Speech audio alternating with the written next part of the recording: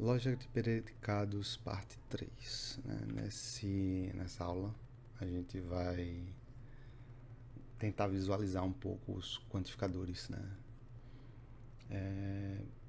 Como eu falei há algumas aulas atrás, há uma expressão, uma fórmula geral fechada, ela faz uma afirmação sobre um conjunto. Né?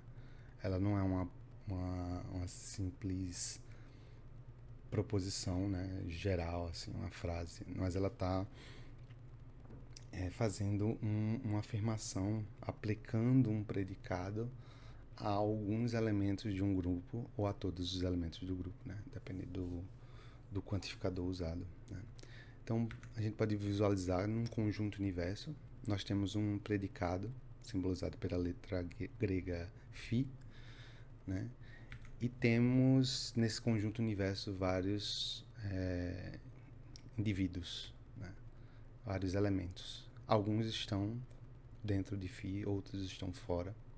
Então, quando a gente faz uma afirmação na lógica de predicados, numa fórmula geral, a gente está fazendo uma afirmação sobre qual é a relação dos indivíduos com um predicado específico ou um conjunto de predicados e em relação ao conjunto universo. Né? Então, vamos imaginar que todos os indivíduos do nosso conjunto no universo estão dentro do conjunto φ, estão qualificados por esse predicado, né? Individualizados por esse predicado φ. Então, a gente usa o quantificador para todo x, né? Para fazer essa relação. Para todo x, x é φ. E disso derivamos também o quantificador existencial, né? A gente também pode afirmar que existe pelo menos um x que é φ. Porque se todos são, ou seja, o contexto mais geral, a gente pode inferir para um contexto particular que pelo menos um é φ. Agora a situação contrária, todos os indivíduos não fazem parte desse predicado φ. Então todo x não é φ. De maneira similar, podemos afirmar ou inferir que aí temos a situação que alguns são e alguns não são. A gente pode afirmar que somente que existe x que é φ e existe um x que não é φ. Né? Mas podemos afirmar mais duas coisas.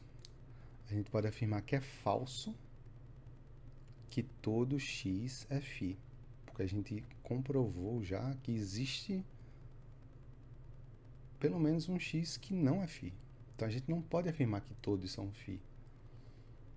De maneira semelhante, a gente também não pode afirmar que todos não são φ. Né?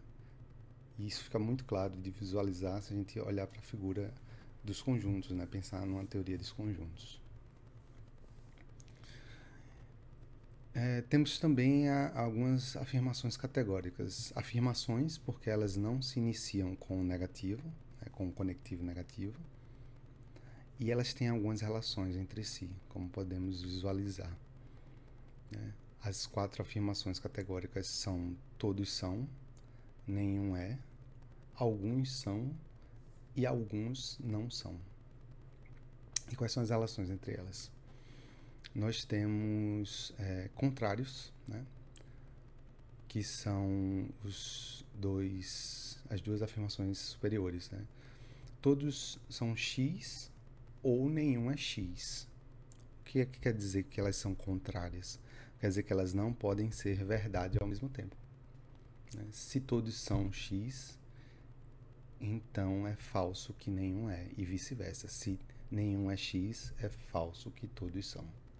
Temos também afirmações categóricas que são contraditórias entre si. Né? O que significa? Significa que elas não podem ser verdades ao mesmo tempo, nem falsas ao mesmo tempo. Ou seja, elas têm valores opostos sempre. E temos também os subcontrários, que são é uma relação entre alguns são e alguns não são. Eles podem ser verdade ao mesmo tempo, mas eles não podem ser falsos ao mesmo tempo. Então, se a gente tem que todos x são φ, necessariamente a gente vai ter que nenhum é falso e que alguns não são é falso também. Se a gente tem que todos os x são φ é falso e que nenhum x é φ também é falso, necessariamente a gente pode afirmar que alguns são e alguns não são. E por fim, se todos não são, a gente tem que obrigatoriamente afirmar que é falso que todos são e que é falso que alguns são. Mas a gente pode inferir que alguns não são. É meio complicado, mas basicamente é só pensar naquela teoria dos conjuntos, né? Que vai dar certo.